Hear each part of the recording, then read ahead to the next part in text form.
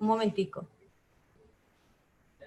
Muchas gracias. Como ya lo decía la doctora Irma, mi nombre es Cristian Zuluaga. Yo hago parte de la Dirección de Comunicaciones y Mercadeo de la Universidad de Manizales y en nombre de la universidad y por supuesto de la Facultad de Ciencias Contables, Económicas y Administrativas y el Centro de Investigación en Medio Ambiente y Desarrollo CIMAD, tenemos el gusto de darles la bienvenida a este espacio virtual que hemos denominado Contexto Económico, Social y Ambiental y COVID-19. El escenario fue pensado para poder aportar a la discusión académica a partir de la temática desarrollada y así poder fortalecer procesos de investigación en el CIMAD y la universidad. Agradecemos de manera muy especial a todos los organizadores, el Centro de Investigación en Medio Ambiente y Desarrollo CIMAD, como ya lo dije, la maestría en Economía y la maestría en Medio Ambiente y Desarrollo de la Universidad de Manizales. Un saludo también muy especial a nuestros invitados, la señora Irma Soto Vallejo, directora del Centro de Investigación en Medio Ambiente y Desarrollo CIMAD, al señor Jorge Iván González Borrero, quien es nuestro conferenciante, y al señor Carlos Humberto González Escobar, quien será el moderador del evento al final de la intervención de nuestro conferenciante. Del mismo modo, saludamos de manera muy especial a estudiantes, profesores y a toda la sociedad en general, quienes hoy nos acompañan en este encuentro para poder generar aprendizajes de forma colectiva. Vamos a abrir con las palabras de la directora del CIMAD. Adelante, doctora. Sí, bueno, muy buenas tardes para todos. Un saludito de 1 minuto, muy agradecida porque la gente está muy entusiasmada para escuchar las palabras de nuestro conferenciante, el doctor Jorge Iván González Borrero. Muchas gracias, doctor Jorge Iván, por aceptar esta invitación, que estamos ávidos de seguir escuchando palabras sabias de un sabio. Entonces, le doy la entrada sigue Cristian para que Carlos Humberto continúe con el proceso. Muchas gracias, doctora. Voy a plantear rápidamente la metodología. Posterior a la apertura del profesor Jorge Iván Borrero desarrollando la conferencia de 35 minutos, se dará espacio a intervenciones y preguntas de los asistentes bajo la moderación del profesor Carlos Humberto González Escobar. Paso entonces a presentar a nuestro conferenciante. Jorge Iván González Borrero es filósofo de la Universidad Javeriana, es magíster en Economía de la Universidad de los Andes y doctor en Economía de la Universidad Católica de Lovaina en Bélgica. Fue decano de la Facultad de Ciencias Económicas de la Universidad Nacional y dirigió el Centro de Investigaciones para el Desarrollo CID de la Facultad de Ciencias Económicas durante 6 años. Su tesis doctoral fue sobre finanzas públicas. Fue profesor de la Universidad Nacional y Universidad Externado de Colombia. Ha escrito sobre la relación entre la política macro y el bienestar, los problemas inherentes a la elección social, la economía de la salud, los bienes públicos, la pobreza y la desigualdad. Asimismo, nuestro conferenciante ha sido consultor de Naciones Unidas, docente de la maestría en Economía, maestría en Desarrollo Sostenible y Medio Ambiente y doctorado en Ciencias Sociales, Niñez y Juventud de la Universidad de Manizales. Doctor, muchas gracias por estar con nosotros. Presento rápidamente también a nuestro moderador, Carlos Humberto González Escobar. Él es administrador de empresas, magíster en administración y doctor en desarrollo sostenible. Es profesor titular de la Universidad de Manizales, director de la línea Desarrollo Sostenible y Medio Ambiente del CIMAD. A nuestro moderador también muchas gracias por hacer parte de este encuentro virtual y a todos los asistentes, mil gracias por acompañarnos. Esperamos que sea un espacio de construcción colectiva, de mucho aprendizaje y de mucha participación. Quedamos entonces muy atentos a lo que nuestro conferenciante tenga para decirnos. Doctor Jorge Iván, adelante. Muchas gracias. Quiero comenzar dándole las gracias a la Universidad de Manizales, a los colegas, a Carlos Humberto, a Irma, a Cristian.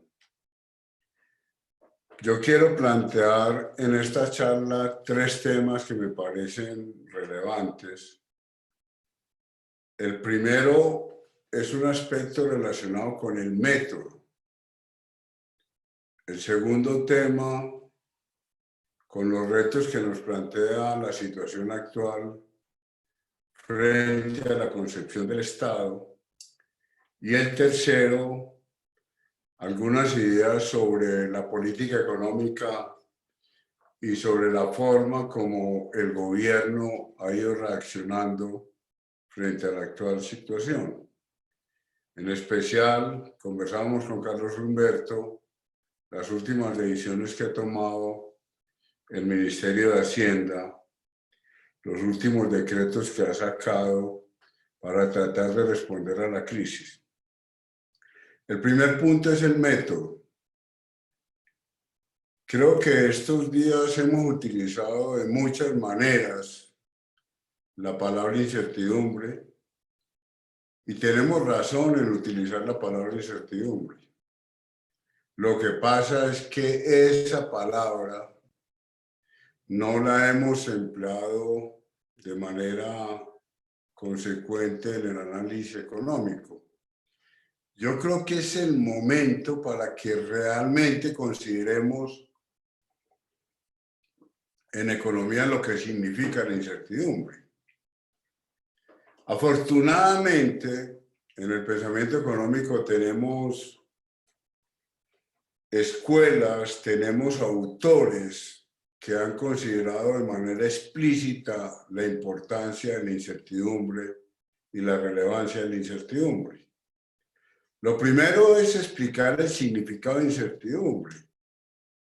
La incertidumbre se presenta cuando no podemos construir funciones de probabilidad porque los eventos son únicos, porque los eventos que se presentan son absolutamente irrepetibles.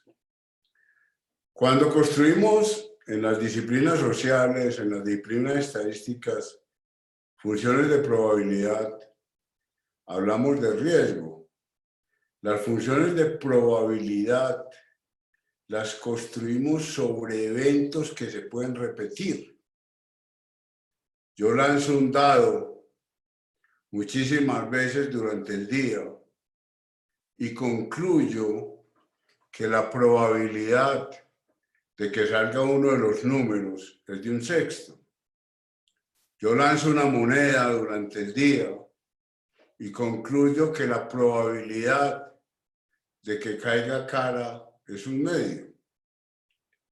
Entonces yo puedo construir funciones de riesgo, puedo construir funciones de probabilidad cuando los eventos son repetidos. Puedo construir una función de probabilidad, una función de riesgo sobre el comportamiento de una acción en el mercado bursátil. Porque la acción tiene unos parámetros que más o menos son repetibles. No la puedo construir con tanta certeza estadística como en el lanzamiento de un dado. En el lanzamiento de un dado yo puedo decir que tengo una probabilidad bastante alta de que la cara sea 1/6. En el caso de una acción no tengo tanto margen. En el caso de una acción digo con el 94% de probabilidad, con el 95% de probabilidad, la varianza se va a mover de determinada manera. Pero el evento es un evento repetido. Lo que estamos viviendo ahora son eventos absolutamente irrepetibles. El coronavirus es un evento irrepetible. La existencia de una persona como Trump es un evento absolutamente irrepetible. La presencia de un presidente como Duque es irrepetible. De un ministro como Carrasquilla es irrepetible. En el caso de Bogotá, de una alcaldesa como Claudia López es irrepetible. Entonces, en ese momento y frente a esos acontecimientos, nosotros deberíamos aceptar la incertidumbre. Y la incertidumbre quiere decir sencillamente que no sabemos. Como les digo, afortunadamente en la literatura tenemos autores que han abierto métodos de análisis, que han abierto alternativas analíticas basadas en la incertidumbre. Y me refiero en concreto a dos tipos de autores. Los primeros son los autores de la Escuela Austriaca de Economía. Les recomiendo las lecturas de pensadores como von Mises. Mises escribió un libro maravilloso, una obra maestra que se llama La acción humana, un libro de 1945, en donde muestra muy bien la importancia de la incertidumbre y el drama que tenemos frente a la incertidumbre de los seres humanos. Junto con Mises, en la escuela austriaca, pues tenemos a un autor más conocido que es Hayek. Hayek siempre criticó cualquier pretensión de predicción económica y criticó cualquier pretensión de una teoría basada en la probabilidad y en el riesgo. Estos dos grupos de autores, los austriacos por un lado y los otros son los keynesianos.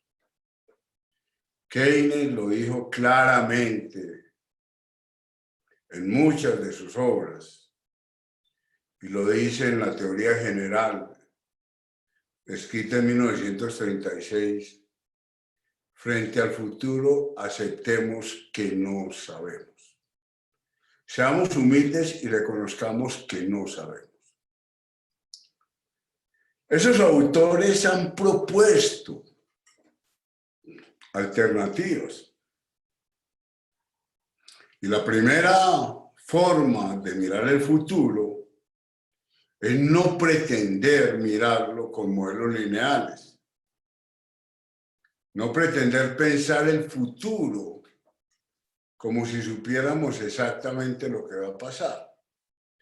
Desgraciadamente, la teoría económica, desgraciadamente la política económica no ha aceptado este mensaje y entonces nos hemos ido por alternativas lineales y pretendemos proyectar, pretendemos adivinar, pretendemos hacer modelos lineales que predigan el futuro.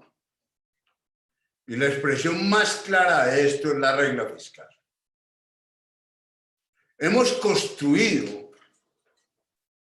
un modelo que llamamos la regla fiscal con la pretensión absolutamente ingenua de que podemos predecir. Hace 9 meses, cuando se publicó el marco fiscal de mediano plazo,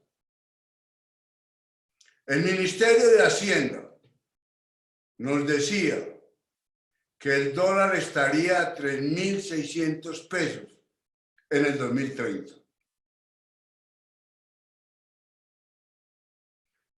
¿Por qué pretendemos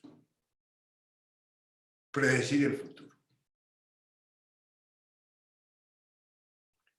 En el marco fiscal de mediano plazo, hace 9 meses,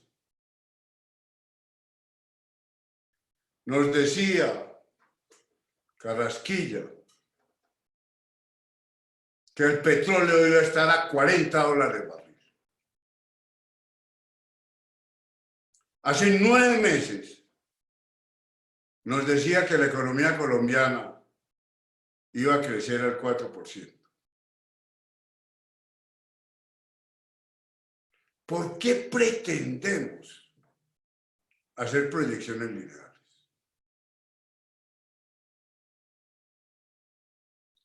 Hace 15 días,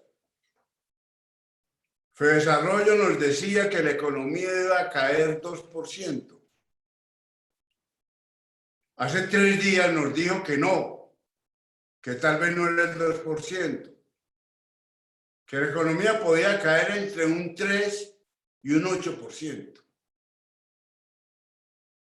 ¿por qué no decimos de manera sencilla y con humildad, no sabemos?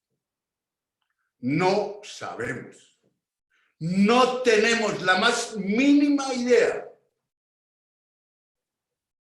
de cuánto va a caer la economía este año. No tenemos la más mínima idea de cuál va a ser la dinámica del producto el año entrante. El Fondo Monetario está diciendo que el rebote de la economía en el 2021 nos va a llevar a una tasa de crecimiento de 3.2. ¿Por qué seguimos insistiendo en un método lineal? ¿Por qué negamos la incertidumbre y por qué no aceptamos que no sabemos? Ahora, ¿qué sabemos? Sabemos que el sistema de salud está reventado. Sabemos que las desigualdades regionales en el país son escandalosas. Sabemos que la concentración del ingreso es inaceptable. Sabemos que nos tenemos que preparar para temblores, para inundaciones, pero no sabemos, no podemos saber cuándo serán esos temblores y cuándo serán esas inundaciones. Entonces, hagamos una planeación sobre lo que sabemos. Sabemos que la ciencia y la tecnología es importante. Sabemos que la educación es fundamental.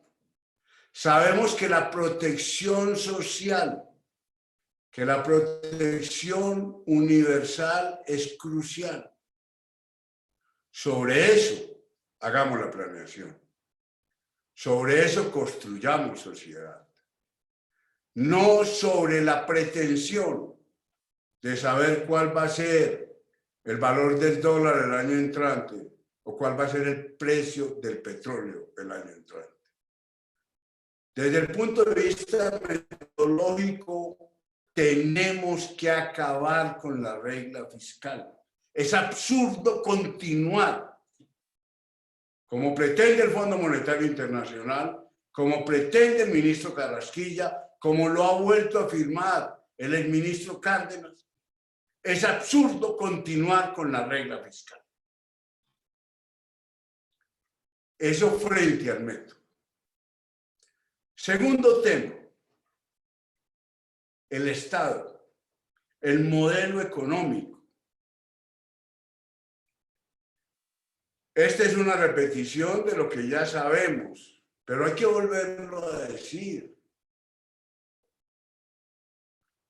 La dependencia del petróleo, la dependencia de la minería ha sido un desastre para Colombia y para América Latina.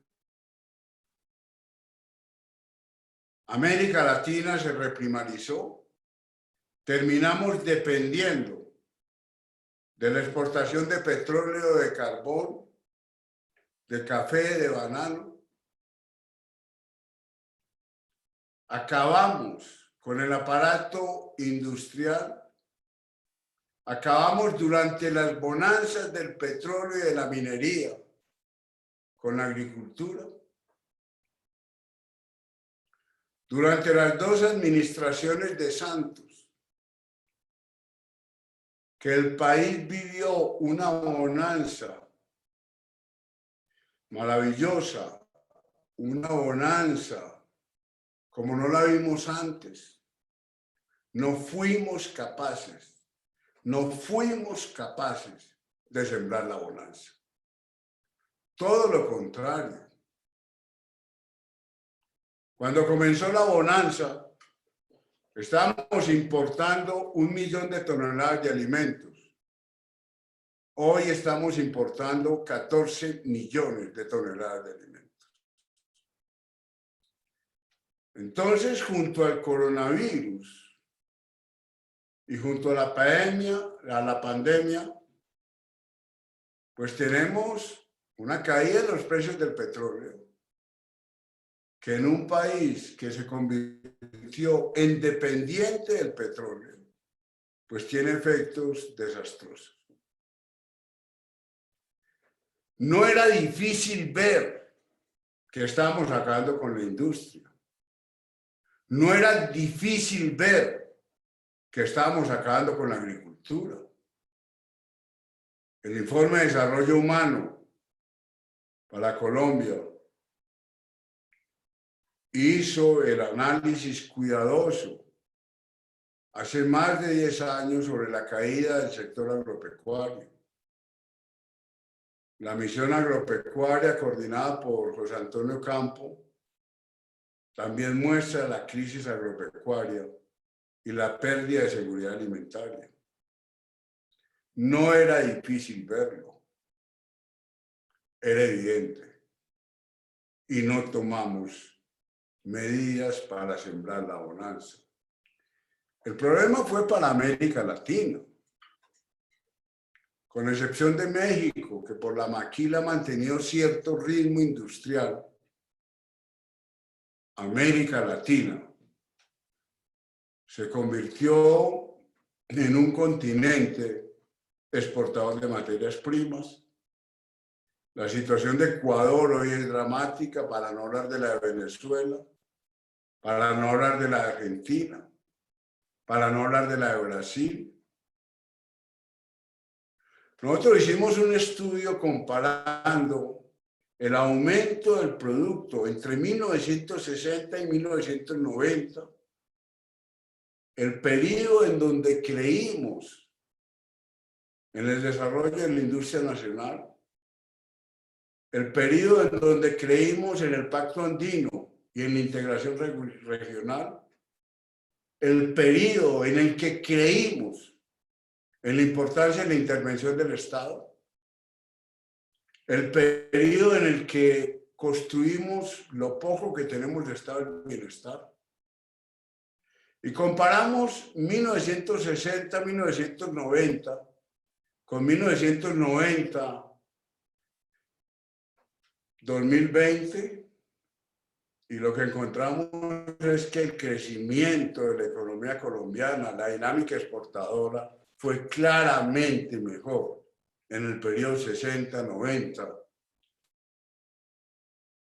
Yo tengo una especie de añoranza del sueño cepalino, de ese sueño de Carlos Lleras, de integración regional, ese sueño de construir una economía exportadora de bienes de consumo durables. Colombia logró exportar automóviles, logró exportar neveras, televisores, logró exportar lavadoras, etc. Ese fue un periodo en donde América Latina creyó en que podía sustituir importaciones y aumentar y promover exportaciones. Nos fuimos de una forma brutal hacia el petróleo y los minerales y estamos viviendo las consecuencias. No hemos creído, por otro lado, en la intervención del Estado, en la posibilidad de las intervenciones públicas. Ahora los empresarios dicen con razón: Estado, ayúdenos. Ahora Bianca dice: présteme, cómpreme acciones. Pero nunca hemos creído y no creímos en el Estado. A Colombia, esta crisis la coge con un Estado absolutamente débil, frágil.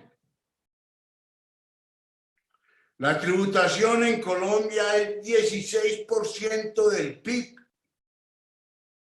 La tributación en América Latina es 23% del PIB. La tributación en Francia es 55% del PIB. La tributación en Alemania es 60% del PIB. Un país con una tributación del 16% del PIB es estructuralmente frágil. Nos convencimos, nos hicieron convencer que la tributación en Colombia era de las más altas del mundo. Una mentira que usted puede rechazar simplemente abriendo en cualquiera de las páginas del Banco Mundial, de la CEPAL, del Fondo Monetario Internacional, de Naciones Unidas, comparaciones en donde Colombia es de los países que menos tributa en el mundo. Esta semana entramos formalmente a la OCDE. Basta que nos comparemos con los países de la OCDE. La tributación de Colombia es la más bajita. Entonces tenemos un Estado muy frágil. Un Estado que ahora aspira a gastar el 2, 3, 4% del PIB para responder al coronavirus. Alemania proyecta gastar no el 4% del PIB, sino el 28% del PIB. España el 22%. Italia el 18%. Un país que no ha creído en la intervención del Estado. La Comisión del Gasto, que entregó el informe hace año y medio, casi 2 años antes de la posesión del presidente Duque, la Comisión del Gasto dijo: con un Estado tan pequeño y tan raquítico no es posible la modernización de Colombia. Y entonces, claro, estamos desesperados con la forma de responder. ¿Y cómo estamos tratando de responder? Con programas focalizados. Afortunadamente, Colombia tiene unos mecanismos muy insuficientes, pero por lo menos hemos consolidado alternativas como Familias en Acción, como Jóvenes en Acción, como Sisbén, que nos permiten más o menos ubicar a la población más vulnerable. Pero estas atenciones claramente son insuficientes, y son insuficientes, vuelvo a decir, porque tenemos un Estado estructuralmente frágil, un Estado estructuralmente pequeño que responde de manera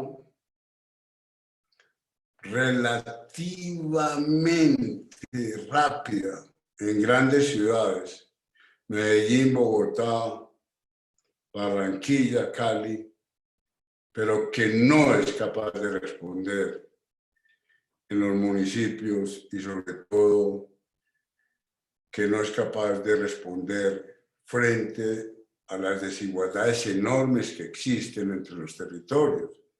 Colombia maneja bien los promedios y en los promedios no estamos tan mal, pero cuando miramos lo que pasa con los municipios en las regiones, pues vemos que las desigualdades son alarmantes.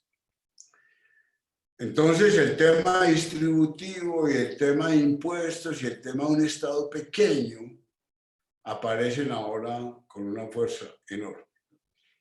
Y el tercer punto, para ir cerrando, es el tema de la política económica, la política macro.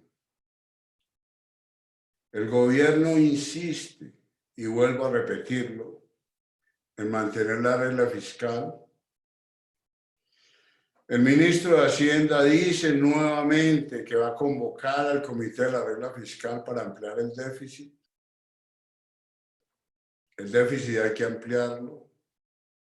La deuda externa hay que ampliarla.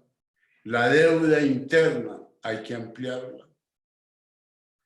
Stiglitz decía estos días, mire, el mundo está viviendo una situación tal que el ordenamiento financiero internacional ya no es aceptable, ya no es posible.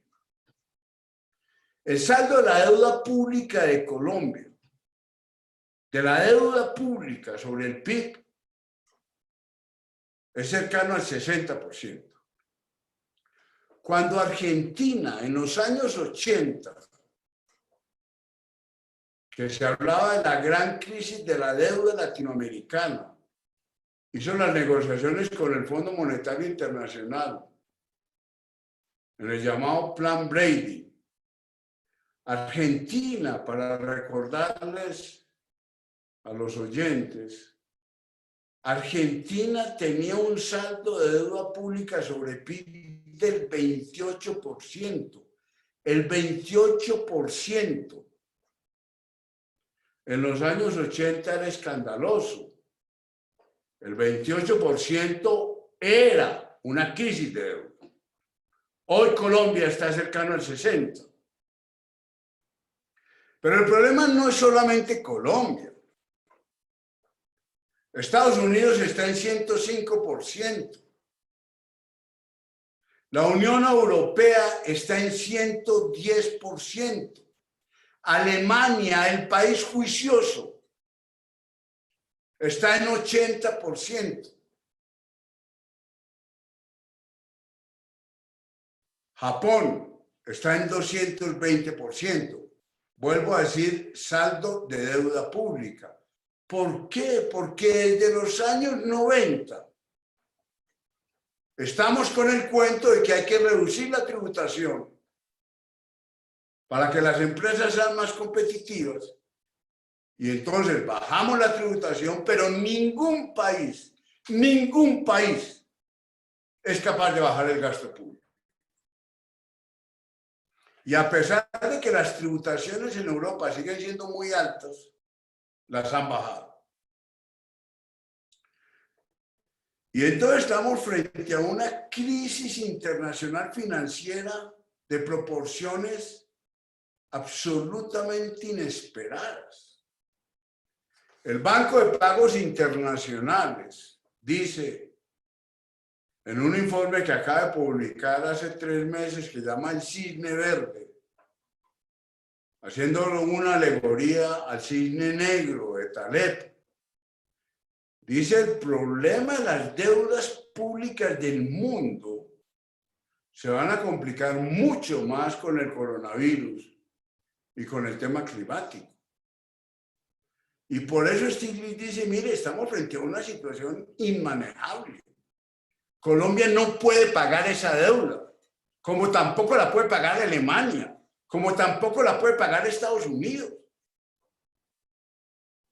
Volvamos a pensar en alternativas de ordenamiento financiero internacionales. Volvamos a pensar como proponía Keynes, en un Banco Central Mundial, en una moneda mundial, el Bancor, en términos de Keynes. Es decir, pensemos en una reforma radical del sistema financiero internacional. Entonces, ¿qué hace Carrasquilla? Pues Carrasquilla sigue jugando a que mantengamos la regla fiscal, sigue jugando a que todavía podemos pensar en proyectos de austeridad, y la liquidez que le ha entregado al sistema lo ha hecho a través de los bancos. Es increíble que el Banco de la República aún no le esté haciendo créditos directos al gobierno, sino que está haciendo créditos a través de la banca privada. El Banco de la República baja la tasa de interés y la pone en 3,75. Y los bancos privados no bajan la tasa de interés en la misma proporción. El Banco de la República baja el encaje, le libera recursos a los bancos y los obliga a que compren títulos de desarrollo sostenible, TDS, ofreciéndole a los bancos una rentabilidad de 500.000 millones de pesos por los 9 billones de pesos que liberaron con la reducción del encaje. Es una política económica expansiva, pero expansiva a través de la banca privada, y una política expansiva con el Fondo Nacional de Garantías, con la reducción de los encajes, con la disminución de las tasas de interés, que le dice a los bancos privados: nosotros garantizamos una protección del 90%, nosotros garantizamos que ustedes tienen liquidez, además nosotros les garantizamos rentabilidad si ustedes compran títulos del Estado. Es decir, es una política económica expansiva, pero que está jugando a que todavía los bancos privados no pierdan plata, incluso a que los bancos privados sigan conservando sus ganancias. La operación que se hace, por ejemplo, con los fondos privados de pensiones, trasladando 20.000 personas que estaban en retiro programado a Colpensiones.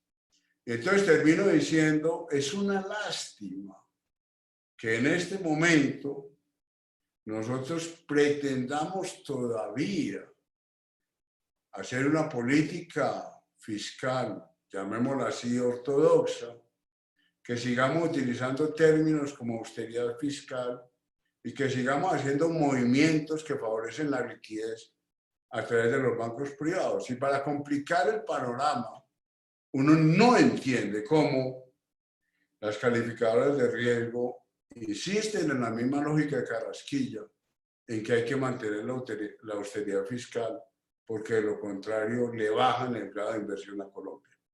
Esos son entonces algunos de los puntos que quería plantear, de acuerdo con la invitación que me hicieron ustedes, y espero que más o menos corresponda a lo que querían.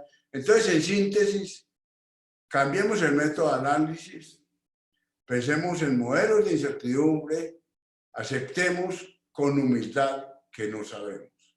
Segundo, volvamos a creer en la importancia del Estado, volvamos a creer en la prevención de riesgos, en la prevención de dificultades futuras. Volvamos a creer en la solidaridad, volvamos a creer en la importancia de la distribución de la riqueza. Y tercero, pues hagamos políticas expansivas. Yo creo que hay que hacer políticas expansivas, pero hagámoslas de manera directa, sin necesidad de pretender que la banca privada no vaya a sufrir. La banca privada no ha querido aceptar que tiene que perder plata, como creo que todos estamos perdiendo de alguna forma en esta situación. Bueno, Carlos, muchas gracias. Cristian, muchas gracias. Irma, muchas gracias. Gracias, profesor Jorge Iván, por su interesante exposición. Quisiéramos abrir un espacio de preguntas a los asistentes, y si pueden escribirlas algunos por el chat, las resumimos más ágilmente, pero si alguien lo quiere hacer directamente, pues aproveche y las plantee, porque la disertación ha sido muy completa. Hay unos temas, doctor Jorge Iván, que nos tiene altamente asombrados, y es porque se creía que la situación la cual estaba hoy actualmente el gobierno en esta crisis era la posibilidad de generar unos cambios, una transformación. Pero lo que se ve es que el gobierno se radicaliza y profundiza y casi está aplicando la estrategia del shock, en el sentido de que las decisiones están marcadamente orientadas a favorecer en lo que acabas de terminar la banca privada, y no está irradiando recursos hacia el sector productivo, como lo demuestran los datos. Actualmente la banca ha destinado los recursos que el gobierno le ha girado posiblemente a especular con la compra de acciones de sus propios bancos, pero también a solventar temas de vivienda y comercial, pero al sector productivo como que está llegando entre el 10 y el 12% de esos recursos y las empresas están entrando en un proceso de quiebra. Hoy salió un documento de ACOPI demostrando que ya hoy es el día D. El día D es hoy porque el 30 de abril se acabó la caja disponible para pagar nómina, entonces van a empezar a cercenar empleos, a entrar en quiebra. Bueno.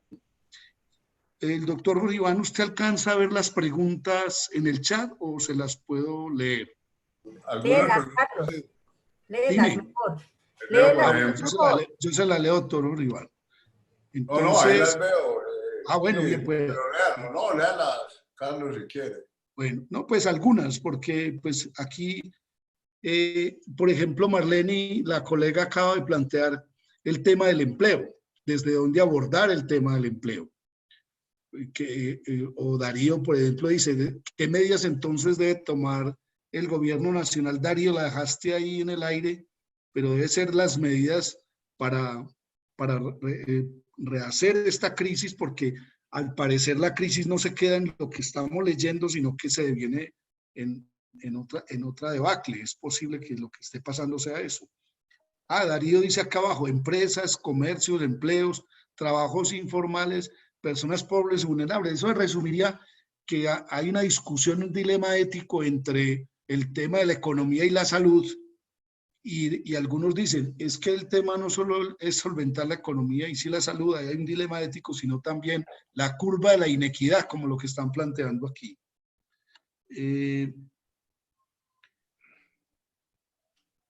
¿Será que regresaremos a economías cerradas? Pregunta Andrés Caballero. ¿Cómo está Colombia para regresar a un modelo de industria local y sustituir importaciones? Edison Calderón Maturana pregunta si las medidas para reactivación de la economía en tiempos de COVID-19 son consecuentes para la recuperación del país. Eiber Panteves habla, una solución sería aumentar la contribución de la figura jurídica o natural para aumentar esa participación del PIB. Mónica pregunta, ¿cuánto asciende el 4 por mil que le dio a los bancos como salvaguardia en una época? Bueno. Hay un comentario adicional, Carlos, de sí, bien pueda. Eduardo Castro, que me parece entretenido, pues me parece sintomático. Dice, mi profesor desde 1985 me decía que, mi profesor Dolman Rubio me decía que el Estado era muy pequeño. Yo creo que se mantiene un Estado muy pequeño. Colombia nunca ha tenido un Estado muy grande. Ahora, frente a los comentarios sobre el empleo, los comentarios de Marlene y los comentarios que hacen varios de los participantes, yo creo que este es un tema muy difícil. Estados Unidos, estos días, ayer anunciaron más de 30 millones de desempleados. Ahora, ¿cuál es la ventaja de Estados Unidos y Europa? Pues que tienen una estadística y una información persona a persona. Y nosotros también estamos viendo unos problemas con la focalización. A pesar de que hemos avanzado, como yo decía ahora con Silven, hemos avanzado con Familias en Acción, pues nosotros no tenemos un seguimiento persona a persona para girarle plata. Desde el punto de vista estadístico, Silven 4, Familias en Acción, la encuesta en el caso de Bogotá, la encuesta multipropósito, son muy buenas desde el punto de vista estadístico.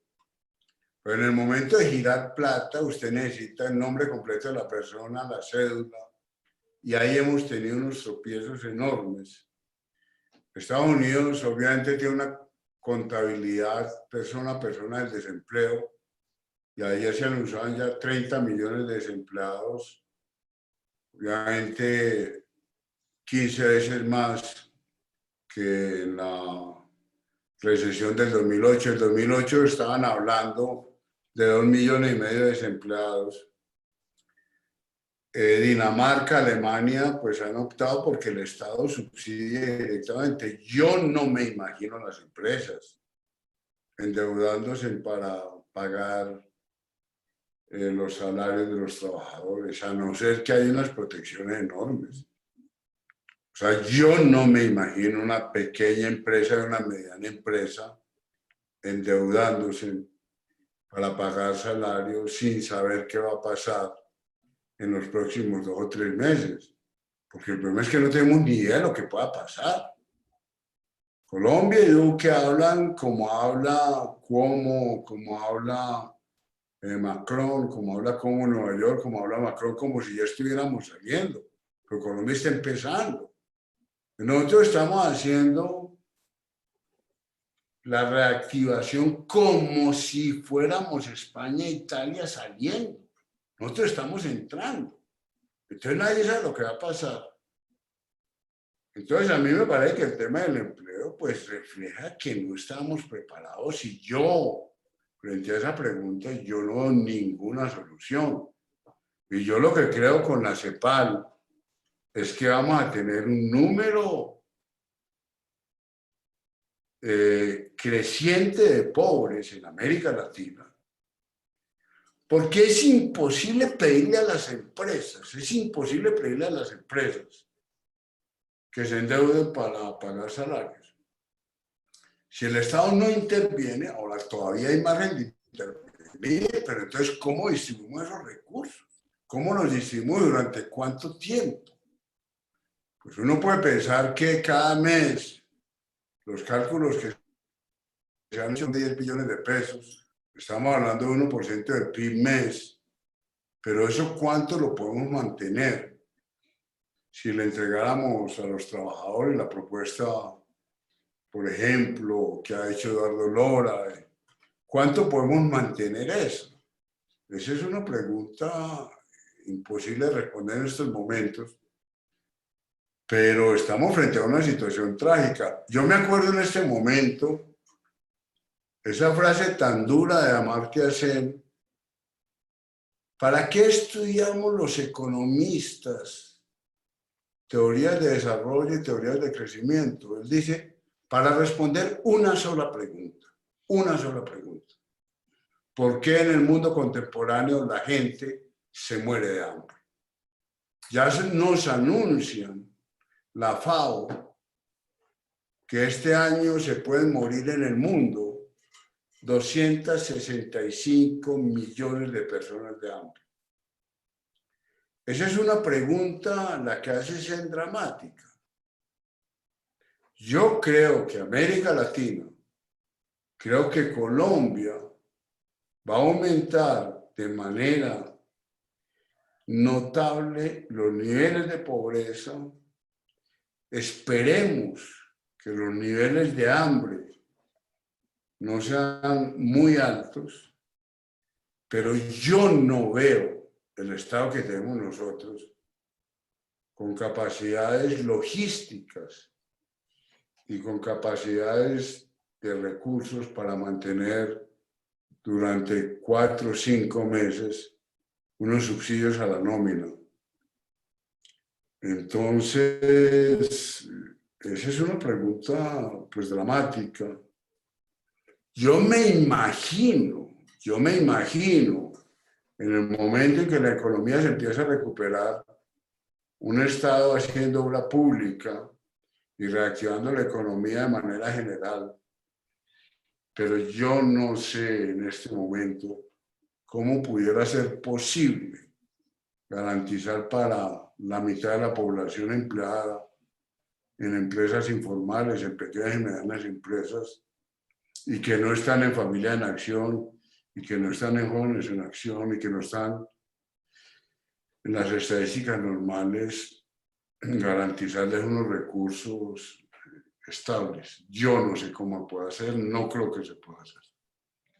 Doctor Urgiola, en una economía de guerra como la que vamos transitando, dijiste las tasas de tributación de Europa pues son superiores al 50%. Y generalmente cuando hay esas crisis profundas, uno esperaría que la reforma tributaria fuera progresista y que en proporción a la riqueza, como es la concentración de la riqueza en este país, que al parecer no son más de 1000 personas, podrían desde su patrimonio tributarle al Estado para facilitar o a contribuir a fortalecer eso, en que el Estado es débil, por lo menos para llevar la crisis. Eso sería una de las peticiones que acá, sobre todo porque se habla de cómo consolidar o estructurar un Estado social de derecho con esa fragilidad que él tiene. O sea, hay una pregunta de Paula Mejía que menciona el trabajo de Luis Jorge Garay de Spitia, Sí. que va en la misma dirección de los trabajos de Piketty. Yo creo que estamos en mora, y lo vuelve a decir Garay, de que hay un impuesto urgente, utilizando el término de economía de guerra, un impuesto urgente al patrimonio. Pero lo que menos quiere hacer Duque, lo que menos quiere hacer el gobierno, es tocar a los grandes capitales y a las grandes rentas. Colombia tendría, desde el punto de vista fiscal, unos márgenes muy importantes para hacer una tributación progresiva, pero no lo hemos hecho. Los grandes empresarios y sobre todo los grandes ricos están diciendo no es el momento para una reforma tributaria.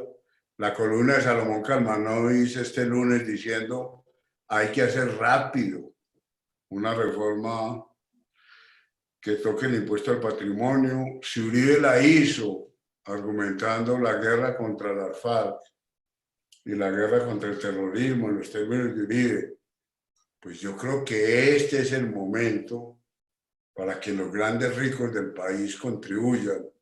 Pero fíjese, tomamos la decisión de que los funcionarios públicos son clase media.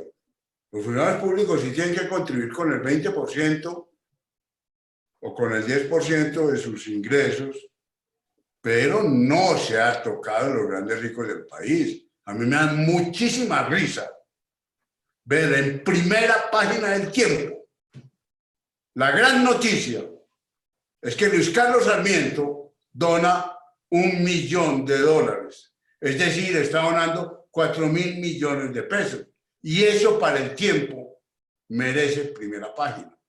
Entonces yo creo que el llamado que hace Piketty, el llamado que hacen los colegas Garay y Spitia, es a que pensemos el tema distributivo. Piketty dice, el problema es que las sociedades conviven con la desigualdad. Pero después de la Segunda Guerra, Europa entendió por la crisis de la Segunda Guerra que tenía que hacer una distribución radical de la riqueza. Acuérdense, en 1970, los impuestos a la renta personal en el último rango eran hasta del 85-90% la tarifa. En el último rango, el exponencial, Europa cobraba 85-90% de tarifa. Y eso hizo posible la construcción del Estado del Bienestar. Lo que está diciendo Piketty es que tal vez fenómenos como el cambio climático y fenómenos como el coronavirus, pues sean suficientemente fuertes para que la sociedad se vuelva a plantear de manera radical la distribución de la riqueza. Es la angustia de Bill Gates. Estos días las entrevistas de Bill Gates son una maravilla. Bill Gates reconoce que esto es absurdo.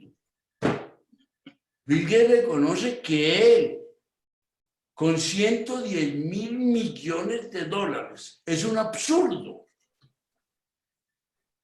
Jeff Bezos va en 146.000 millones de dólares. Entonces, ¿cómo reordenamos eso? Los informes de Orphan, que son un llamado a la indignación mundial. ¿Cómo es que 40 personas pueden tener el ingreso de 3.700 millones de personas? ¿Cómo es eso posible? Ahora Orphan entrega los informes en Davos. Cada año los banqueros hacen como un acto de contrición. Es un momento como de culpa, de mea culpa de los banqueros, pero esto sigue igual. Entonces yo creo que los temas son centrales, que habría margen habría clarísimamente margen. El censo agropecuario en Colombia. El censo del 2014 lo que mostró fue una concentración de la propiedad del suelo considerablemente mayor que la del último censo de 1960. Ahora, el DANE publica los datos del censo, la UPRA publica en varios informes de la UPRA los datos de concentración de la tierra, con un Gini de 0.91, el 0.91. Y eso que debería llamar a la indignación nacional, pues no lleva a nada.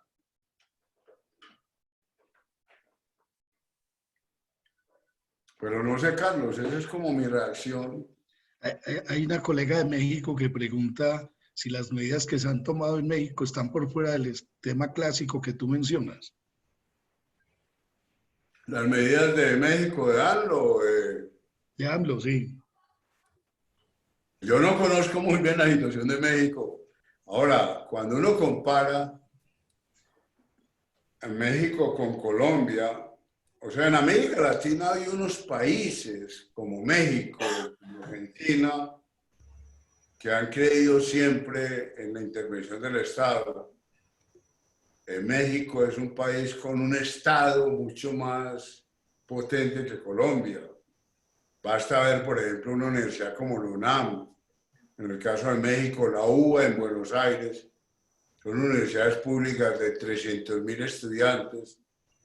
Frente a la Universidad Colombiana Pública, la nacional de 40, 50.000 estudiantes.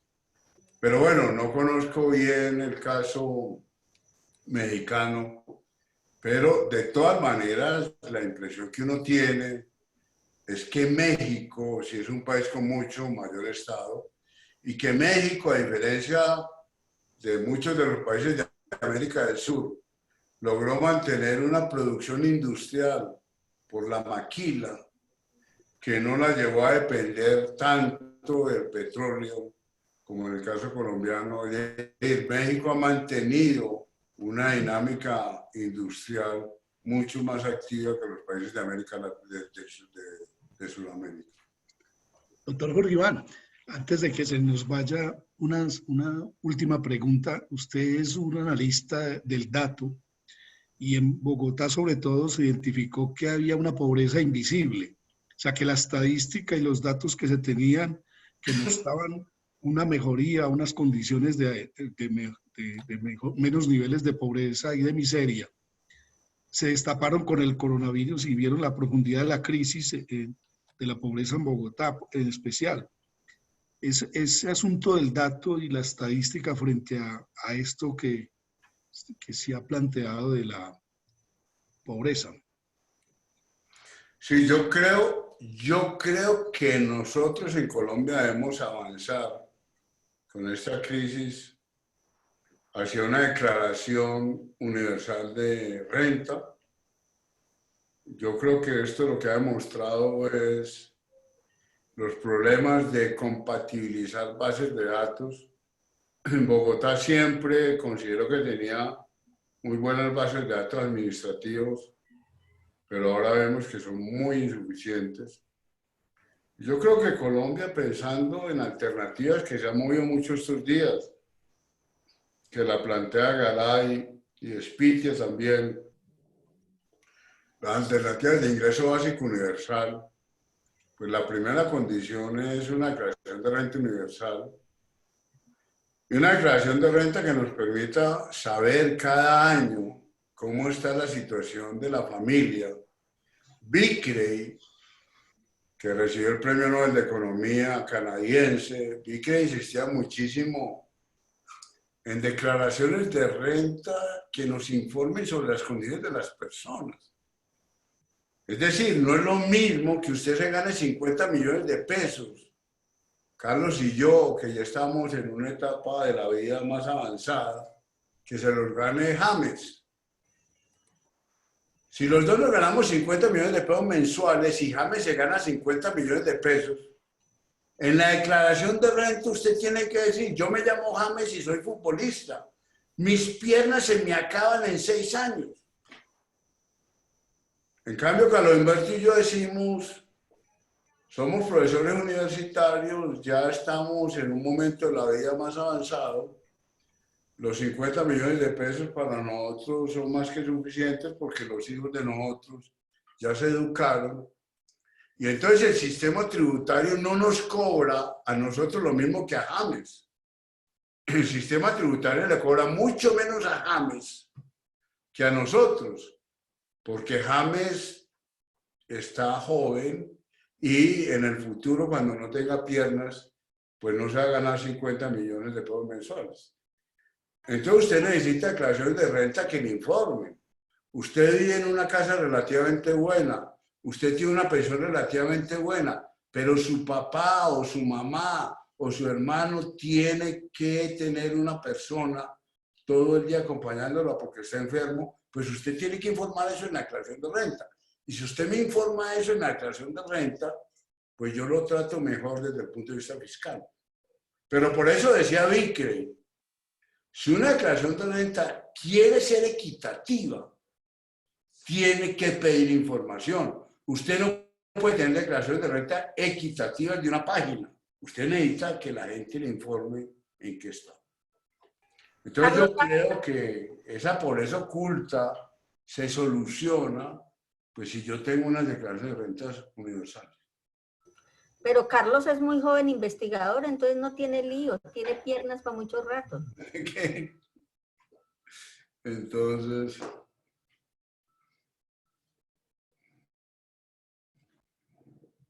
Activa el micrófono, Carlos. Ha sido muy grato escucharlo. Creo que todos los que están en línea, tuvimos un grupo considerable de personas conectadas, nos refrenda lo que estamos sintiendo, pues como por lo menos una ilustración sobre lo que está pasando desde el punto de vista de esta crisis. Y la incertidumbre aparece pues como el gran aliado para entender la humildad que debemos tener para no hacer pronósticos y estimaciones de cualquier tipo.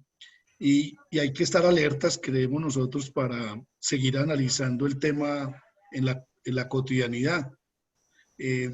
Al parecer la crisis, por lo menos la declaración de emergencia del gobierno se termina en estos días. Y lo que han planteado es que posiblemente el gobierno esté pensando en otra declaración de emergencia. Ahí ya tendríamos que hablar entonces de qué pasa con el Estado Social de Derecho y las cargas y los pesos y las cargas y los contrapesos en el tema del Congreso de la República, que está inhabilitado para conversar directamente. El coronavirus ha hecho muchas cosas, hasta impedir que el Congreso pueda hacer unos debates abiertos con las inquietudes muy grandes que ya hay sobre el tema. Porque como tú lo decías, estamos transitando de un Estado social de derecho a un Estado económico de derecho.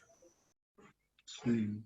Y mucho peligro lo que insinuó a Carlos Humberto, mucho peligro del totalitarismo. O sea, yo creo que esto nos lleva a plantear, hay una de las preguntas ahí que veo por encima, si no debemos replantear todo el tema de crecimiento. Los holandeses están diciendo, vámonos al crecimiento cero, que es esa cosa de vida buena para la...